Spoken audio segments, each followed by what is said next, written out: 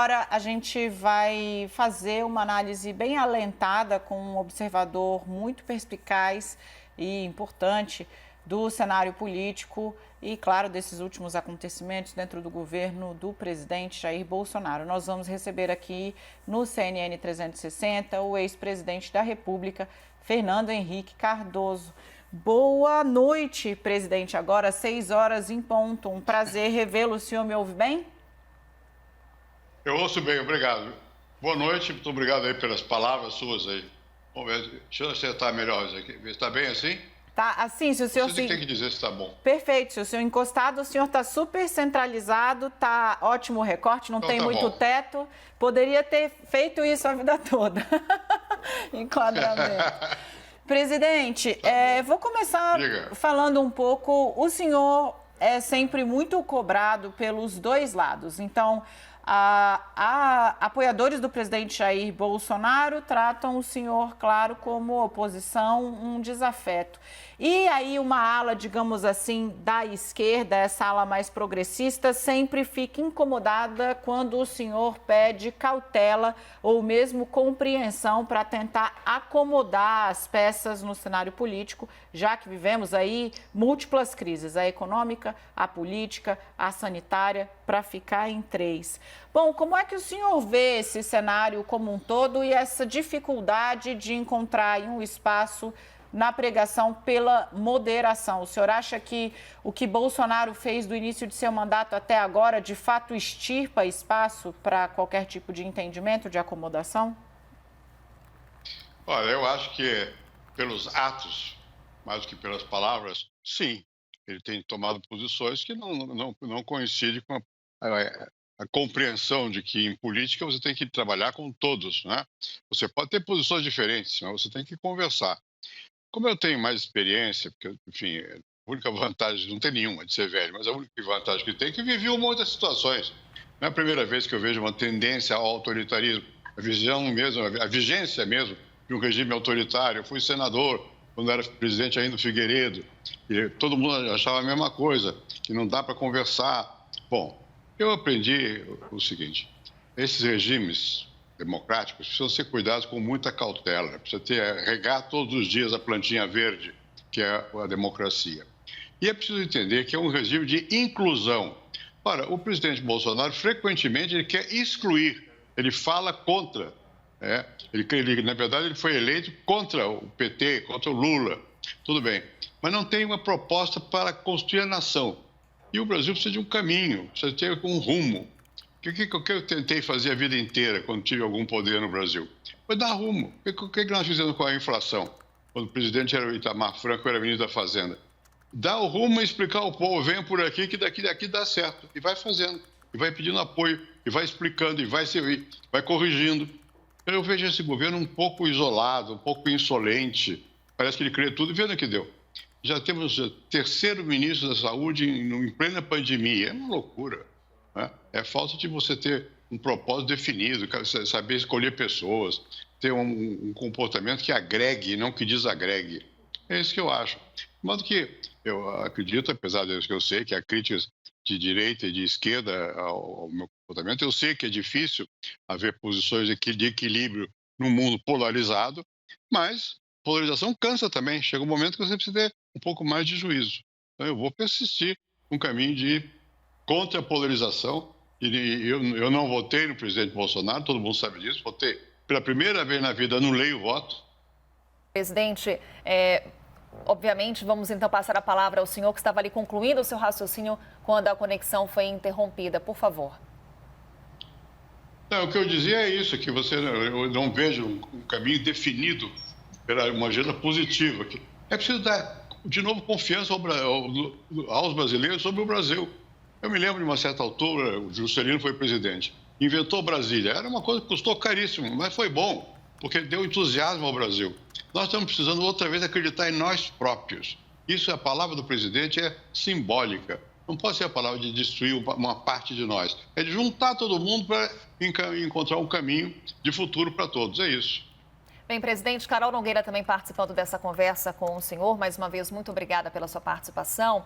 Falando um pouco sobre esse caminho certo, o senhor trouxe para a gente aí o seu relato com relação à pasta da saúde. Eu queria o seu relato com relação à pasta da educação.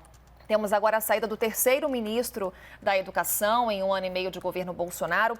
O quanto que isso compromete a pasta da educação e o que podemos esperar do perfil do novo ministro? Veja, isso compromete muito. Eu tive um ministro de Educação o tempo todo, foi o Paulo Renato de Souza, 8 anos. Fui reeleito, 8 anos foi ministro. Na saúde, o Serra foi 5 anos ministro. Você precisa de tempo para consolidar as políticas. Isso é um indicativo de que no Brasil nós estamos fazendo zigue-zague. Na educação, que é algo muito sério, você tem que ter uma pessoa sensata. Eu não quero saber se tem título, não tem título, se é doutor, não é doutor. Não, mas que entenda o país, entenda as necessidades. Alguém disse, é verdade, que a questão fundamental nossa é incluir todo mundo, botar todo mundo na escola. Muito bem. Meu lema era esse, todos na escola. Muito bem. Escola primária, por consequência, fundamental, etc. Muito bem. Mas isso não quer dizer que a pessoa que está lá, o ministro que está lá, vai ser necessariamente alguém que esteja ligado ao ensino de fundamental. Ele pode ser qualquer pessoa, desde que ele não seja aloprado, desde que ele tenha sensatez, fazer o que é necessário, explicar. E isso mostra que se o presidente, ele próprio, não tem a mão firme no leme e não sabe para que lado vai, os ministros não vão saber também. Nós temos, como você disse aí no começo, 3 epidemias, a de saúde, a econômica e agora a política. É muita má sorte, meu Deus. Presidente, o senhor, aqui na CNN a gente faz essas conversas, especialmente conversas com personagens importantes, o que sem dúvida é o caso do senhor, sempre da maneira mais ampla possível. Então, nossos analistas vão aqui participar em algum momento. Perfeito. Então, Thaís Herédia vem daqui a pouco. Antes de trazer, Thaís já fica aqui com a gente, eu queria falar um pouco sobre, voltando à questão da política, a dificuldade de se fazer a tal frente ampla. Toda vez que surge uma notícia que aponta para um avanço, algumas pessoas dão um passo para trás e essa frente ela acaba não saindo. O que que impede, presidente, de fato, essa rusga que aparentemente vai ser aí eterna entre o senhor e o ex-presidente Lula, que é personagem central ali para o PT, a dificuldade de assentar o que houve em 2018 com o Fernando Haddad, de encontrar uma unidade de discurso, porque Michel Temer não quer ser tão crítico a Bolsonaro. O que é que impede a frente ampla? Não, eu acho que frente se faz para alguma coisa. A última importante que nós tivemos foi direta já. Por quê? Porque nós não tínhamos eleições, queríamos as eleições. Agora, eu acho que algumas pessoas falam em impeachment. Eu acho que o objetivo político não pode ser derrubar quem foi eleito. Tem que ter, o que eu digo sempre, vou repetir, paciência histórica. Temos que nos preparar para manter as instituições, manter a democracia, a mídia funcionando, liberdade, parlamento e eleições. Bom, nas eleições nós vamos nos dividir. Não sei qual vai ser o candidato e quem não. Agora, não tenhamos ilusões. O presidente Bolsonaro foi apoiado, ganhou a eleição. Perdeu um pouco de apoio, mas ainda tem apoio. Eu acho que é preciso ver se o outro lado, se existir um outro lado, vai ter força para ir sozinho. A nossa regra eleitoral obriga a haver 2 turnos. No segundo turno, é para cá ou para lá, mas vai ter o primeiro turno. Você mencionou uma questão relativa ao Lula, ao PT. Eu já fui depor a favor do Lula 2 vezes ao Lava Jato, 2 vezes. Não tenho restrições depois que eu sabia. Não vou me meter no que eu não sei. Mas não tem esse negócio de não me toques. Em política, você tem que ter realismo. Tem que juntar as forças necessárias para poder ganhar uma eleição. Eu acho um erro você já excluir, né, de antemão. Agora, nós não estamos ainda neste ponto. Nós estamos ainda longe. Agora, as eleições são municipais. Há muitos partidos no Brasil. Os partidos hoje são menos capazes de conduzir o comportamento das pessoas do que em algum momento já foram. Então, há muita fragmentação. A nossa sociedade é uma sociedade fragmentada. Isso, aliás, não é só aqui. O mundo todo está assim. Além do mais, você tem um fato novo, que é os meios de comunicação direto, através de internet, de pessoa a pessoa. Que não precisa de estruturas, eles saltam as estruturas. Sindicato, partido, você cria uma tribo, faz você mesmo. Não é fácil, portanto, você organizar um conjunto de pessoas. Na época da eleição, eu imagino, haverá quem expresse o momento. Eu acho que o momento vai ser, a polarização pode continuar, mas as pessoas vão cansar de não ter rumo. Eu acho que é preciso ter um candidato que explique e tenha, não só na cabeça, razão, mas que toque nas pessoas, seja no coração das pessoas. Ninguém ganha política com ideia só. Com ideia só, você vai para a universidade, escreve um artigo e publica. Não é isso. Você tem que ter capacidade de que os outros sintam junto com você. Ou vamos juntos ou não vamos para lugar nenhum. Por enquanto é cedo. Mas eu acho que nós temos que manter o espírito aberto. Outro dia eu participei de um comício eletrônico. Eu nem quero saber quem está chamando ou quem não está chamando. Eu acho que não está na hora de expressar a opinião. Né? No caso meu, todo mundo sabe, e reitero apenas, eu acho que esse governo vai mal. Né? O empate, ele não tem culpa do coronavírus, mesmo da recessão econômica veio de antes, mas ele não está fazendo nada para poder unir o país. Eu acho que nós vamos precisar de pessoas capazes de unir o país. Em benefício do quê? Do povo, obviamente. O que é o povo? O povo vai querer o quê? Emprego, escola, saúde, mobilidade social, alguma casinha que possa comprar. Coisas simples. Não é coisa muito complicada, mas precisa de alguém que simbolize um caminho. É isso. Thaís? Oi, presidente, boa noite para o senhor. O senhor falou agora há pouco da paciência histórica como uma virtude para lidar com os momentos de tensão política e eu acho também de tensão social. O Brasil teve uma paciência histórica para conviver com a desigualdade do tamanho que temos e a pandemia nos obrigou a enxergar esse problema de frente. E o governo discute agora uma reformulação de políticas sociais que começou ali com um exemplo muito bem sucedido do Bolsa Escola com o senhor, se transformou no Bolsa Família e agora percebemos que é uma coisa que precisa ter um tamanho muito maior, que demanda um capital político muito grande em torno de uma ideia, como o senhor coloca, mas que uma ideia que seja eficiente e que consiga acolher essas pessoas que vão realmente sofrer depois da pandemia. Como é que o senhor está enxergando esse debate sobre essa reformulação da política social e qual o caminho que o senhor enxerga que seja o mais eficiente, que tenha uma resposta mais rápida? Bom, para começar é o seguinte. Primeiro, qualquer governo que se preze no Brasil tem que ser contra a desigualdade crescente. Os últimos dados mostram que ela aumentou nos últimos tempos, aumentou. Você vê todos os indicadores mostram a mesma coisa, está aumentando a desigualdade. Normalmente, quando na crise, as pessoas veem a desigualdade, e agora o vírus veio de avião e está matando o povo. Muito bem, então todo mundo é contra, mas esquecem também. É preciso não esquecer disso. Nós não vamos ser um grande país que nós temos potencial para ser com tanta desigualdade. E, por consequência, programas sociais são necessários. Se é este ou é aquele, os especialistas vão dizer. Você mencionou bem. Não se trata só da Bolsa Escola e Bolsa Família. A questão é manter o crescimento da economia. Nós estamos com a nossa economia paralisada há muito tempo. Não existe um crescimento contínuo dessa economia. Sem crescimento da economia não há emprego. Você pode ter programas sociais, mas eles não vão resolver essa questão de base. Então você tem que ter, ao mesmo tempo, capacidade de atrair confiança, para poder senão não ter investimento. Nós próprios temos que acreditar no nosso futuro do Brasil, para que o estrangeiro possa acreditar também, e temos que fazer investimentos. Tem que haver crescimento concreto da economia. Tem no quê? Tem que ter áreas que são áreas que mais atendem a mais pessoas. Uma é o óbvio, a infraestrutura, os transportes, os serviços de navio, de trem, etc., etc., e aviação. Muito bem. E estradas, fazer estrada e tal. O outro é educação e saúde. São essas questões que são centrais porque elas dão emprego e, ao mesmo tempo, dão esperança. Você está construindo o Brasil. E não é construindo o Brasil para quem já é rico. Quem já é rico não precisa de apoio, já tem. Se vira sozinho. Quem não se vira sozinho é quem precisa de apoio, é o povão. O povão necessita de apoio. Então, você imaginar que um país como o nosso vai ser regido só pela lei de mercado, está enganado. O mercado existe, é preciso respeitá-lo. Eu respeito o mercado. Ele aloca bem recursos, melhor do que os planejamentos, muitas vezes. Mas isso não é suficiente, é preciso ter políticas públicas. O Congresso fez o que agora? Quem deu essa bolsa foi o Congresso que fez. É necessário. O que vai acontecer com o Brasil agora? A dívida pública vai crescer muito. Eu hoje mesmo estava vendo os dados sobre isso. Então, daqui a pouco nós vamos passar de 100% do PIB. Vamos dever mais do que o PIB. Nós já devemos estar devendo 85% a 90% do PIB. É muito. Né? Mas não há jeito. Vai fazer o quê? Você vai ter que atender, vai ter que emitir. vai ter que soltar o recurso.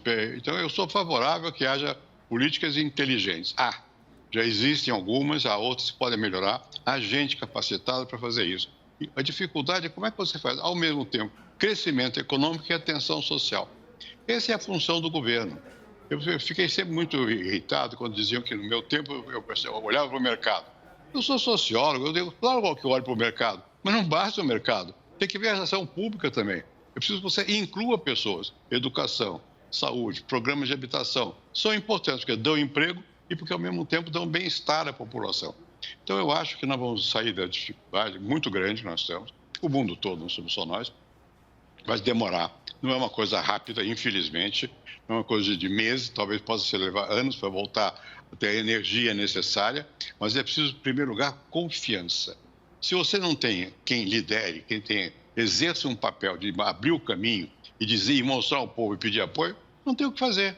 O que eu acho que é ruim na situação atual é que as pessoas estão se matando por coisas menores. Não conseguem nomear um ministro, meu Deus do céu. Uma coisa elementar, nas áreas fundamentais, saúde e educação. Então, eu acho que esse é o problema que nós temos. Primeiro tem que resolver a questão política para poder dar rumo e depois tem que haver crescimento da economia e programas sociais. Estão aí, estão sendo feitos, vão sendo aperfeiçoados. Você tem gente com competência técnica para atender melhor esses programas, para gastar de uma maneira mais eficiente. Por sorte, o Brasil tem hoje, dispõe já de talento investido em muita coisa pública, política pública e política social.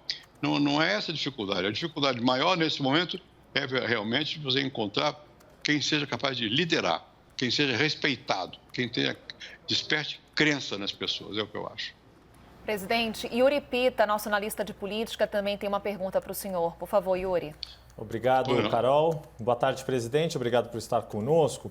Queria continuar nessa discussão que o senhor falou de liderança política. Eu sei que o senhor é um entusiasta dos movimentos de renovação política. O senhor procura estimular com a sua experiência e conhecimento que venham essas novas lideranças, mas eu queria que o senhor apontasse um pouco mais onde que está, como se faz para semear essas lideranças, de onde elas podem surgir e como fazer para que isso aconteça de forma rápida e, de fato, consistente para que se tenha ali alternativas a uma geração que já está, enfim, que já fez a sua contribuição para o país e parece não ter vindo uma nova geração com a mesma qualidade de tempos atrás, aí, de anos 80, 90, parece que há essa carência de lideranças. Como fazer para renovar aí, ter uma renovação geracional na política realmente eficaz e que sirva de alternativa para a sociedade?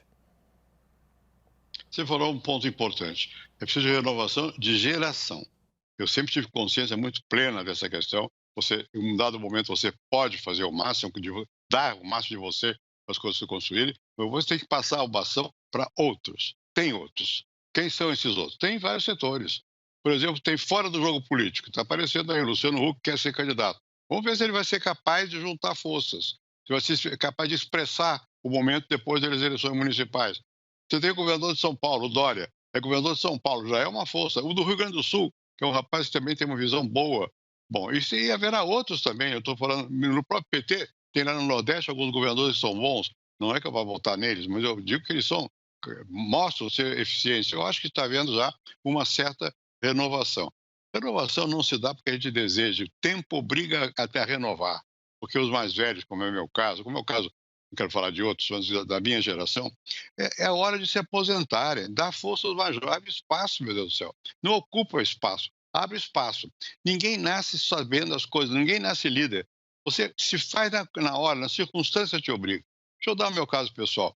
Eu, quando fui nomeado ministro da Fazenda, eu estava fora do Brasil, eu estava nos Estados Unidos, eu era ministro do exterior, feliz de ser ministro do exterior. Quando veio o negócio da Fazenda, para mim foi uma dor de cabeça, porque tinha uma inflação galopante. O que eu fiz? Eu chamei os que sabiam, juntei gente e comandei um processo, falei com o país, expliquei, não sei o que, temos que acabar com a inflação. Acabamos com a inflação. Bom, agora tem que acabar com a paralisia da economia e a descrença no povo. Essas são as questões que vão ser postas aí. Quem for capaz de dar uma palavra nesse sentido e que seja seguido pelos outros, não adianta eu falar que eu quero escrever. Não. Tem que ser gente que seja capaz de liderar. Isso vai acontecer. É bom. Se isso não acontecer, continua para o Bolsonaro aí. Eu não quero. Vou apoiar alguém que tenha uma visão mais democrática, mais inclusiva do que ele. Citei 2 ou 3, deve haver mais, né? Vão surgir. Eu acho que agora nós temos que nos prestar atenção no que vai acontecer com as eleições municipais. No Brasil, a eleição municipal não é previsora da presidencial, mas aqueles que quiserem se posicionar para a presidencial começam já. Começa primeiro falando com a sociedade. O que eles pensam mesmo? Tem que dizer, tem que explicar. Alguns já têm história, já fizeram alguma coisa. Eu não sou tão descrente na renovação de liderança como parecia ser a sua pergunta. Eu não acho isso. Eu acho que vão surgir. O Brasil tem muitas possibilidades. Eu acredito no país, eu conheço vários países do mundo, vivi em muitos países do mundo. Aqui tem uma força criativa grande. Vejam vocês aí, tudo meninada para mim. E estão fazendo uma empresa nova, CNN no Brasil. Muito bem. É bom que haja isso, vai competir com outra, que já está outras, mas especialmente uma que está mais tempo aqui, que é boa, que eu tenho relações com eles também. Mas é bom que haja mais gente e que entrem na disputa. A democracia é isso. Você não pode monopolizar o poder, não pode monopolizar. Uma geração não pode dizer, bom, ou faço como eu fiz ou não vai... Não, tem que fazer coisa nova. E hoje eu acho que nós estamos numa fase do mundo em que quem não nasceu já mais recentemente, já nasceu com essas tecnologias que vocês mexem com facilidade, está fora do jogo. Está fora do jogo, porque o jogo é outro. Você hoje tem que ter outros modos de se conectar. E como eu vou repetir uma frase que eu tenho dito ultimamente, eu estudei bastante filosofia. Tinha um filósofo chamado Descartes que dizia, em latim, cogito ergo sum. Quer dizer, eu existo, logo... Eu penso, logo eu existo. Cogito, ergo sum. Penso, logo existo. Agora não é mais assim, não. Eu estou conectado, logo eu existo. Quem não está conectado está fora do jogo. E quem não souber se conectar e usar os meios modernos que permitem essa conexão, está fora do jogo. Tem muita gente aí que sabe usar esses métodos, que está usando. E vai convencer vocês. Eu tenho esperança, pelo menos, de que as coisas vão acontecer. Presidente, muito obrigada pelo meninada. Olha, todo mundo quer falar com o senhor. Todo mundo quer falar com o senhor, mas nós temos 8 minutos de jornal, então vou invocar a sua capacidade de síntese para que todas as perguntas possam ser feitas. E o senhor já é editado para responder, vai nos ajudar com certeza. Renata Agostini, vem para cá e fala agora com o ex-presidente Fernando Henrique Cardoso. Como vai, presidente? Tudo bem?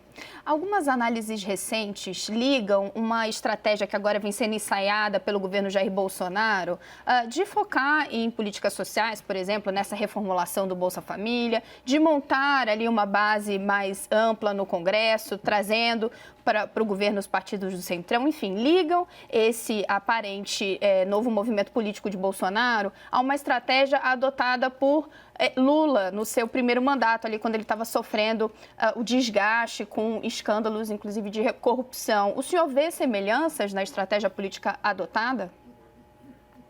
Veja, no Brasil, quem não for capaz de ter maioria no Congresso não governa. E os partidos são fracos, mas o Congresso é forte. Então, se o presidente não entende isso, ele acaba em dificuldade, não faz nada ou cai, né? Então, eu acho que o que o presidente Bolsonaro está fazendo é tentar sobreviver, tem que sobreviver. Mas a eleição não é isso, não. A eleição é com o povo, não é com o Congresso. Tem que se marcar diante da população por apontar, como eu já disse aqui algumas vezes, caminhos, né? Esse que é o problema. Agora ele está, por exemplo, tapando o buraco. Ele errou bastante com o Congresso, ele desprezou o Congresso. Não sei por quê, porque ele veio de lá, né? Eu acho que ele devia conhecer um pouco mais daquilo, mas parece que ele não percebeu a força que tem o Congresso. Mas não é força eleitoral. Eleitoral, quem cria é o candidato. Quem for capaz de falar diretamente com a população, como eu já disse aqui, tocar no coração da população e ter rumo, ter cabeça, né? Eu não acho que seja a partir da força no Congresso se define uma candidatura. É importante ter força no Congresso para governar. Isso é necessário. E todo mundo que sabe das coisas, como o próprio Lula, o que ele fez? Organizou a maioria, senão ele podia cair, né? Quem não organiza a sua maioria não tem como governar. Eu não tive esse problema, que eu tive maioria o tempo todo. Mas porque me criticavam muito, porque eu fiz acordo com o PFL, que naquele tempo não era o Centrão, é um partido organizado. Mas, de qualquer maneira, não era de esquerda, queriam que eu fizesse com a esquerda. Só que a esquerda não queria, era o PT. O PT queria ir para o poder. E essa ideia de ir para o poder matou também, a meu ver, muito da possibilidade real do PT chegar ao poder. Porque ninguém chega sozinho. Agora mesmo, o Lula saiu da prisão, em vez de ter aprendido um pouco mais com a vida, parece que ele quer voltar ao passado. Ele acha que repetir que aconteceu com ele mesmo, quer dizer, se marca por ser contra. Não é o momento. Acho que o momento agora é ter a favor da população e do caminho para o Brasil. Vamos agora para mais uma pergunta do Daniel Adjuto, de Brasília. Presidente, boa noite. É justamente nessa linha. Esse movimento do presidente Jair Bolsonaro de ter agora uma pauta mais social, visitando o Nordeste, falando do programa Renda Brasil, reformulando auxílio emergencial, o senhor vê como estratégia ou como, de fato, o interesse legítimo de um plano de governo? Dá no mesmo, porque estratégia ou plano, ele tem que fazer isso. Já devia ter feito há mais tempo, né? Eu fiquei muito chocado de vê-lo tão parado em Brasília. O presidente do Brasil tem que andar pelo Brasil, é simbólico, meu Deus do céu. Não é por outra razão, nem é porque quer ser reeleito, não. É necessário que o presidente tome conhecimento da realidade e a realidade o veja, o toque de perto, né? Eu não sei qual é a motivação do presidente Bolsonaro, eu acho melhor vê-lo tentando, né? Eu vou votar contra ele, provavelmente, mas eu não acho que esteja errado nesse momento de tentar corrigir os muitos erros que já fez. Qual foi o erro maior? Foi segregacionismo. Eu sou bom, você é mau. Em política, você tem que transformar os que eu penso que são maus em bons. Trazer para o seu lado, não é separar. Eu sou bom, eu sou mau. Não é para sempre, é uma coisa dinâmica. E o presidente Bolsonaro parece estar começando a entender. Não sei se vai dar tempo, né? Também pouco importa para o Brasil. Para o Brasil, o que importa é que ele faça. Tomara que faça.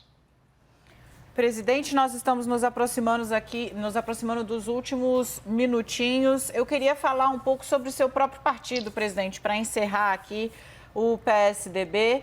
Há sempre uma questão aí sobre o futuro do partido, né? Que saiu muito machucado, pequeno, da eleição de 18. Falo aí de Alckmin, conquistou esse resultado importante aqui em São Paulo, mas não teve um desempenho nem perto do que já havia tido em 18. Qual é o futuro que o senhor vê para o seu partido?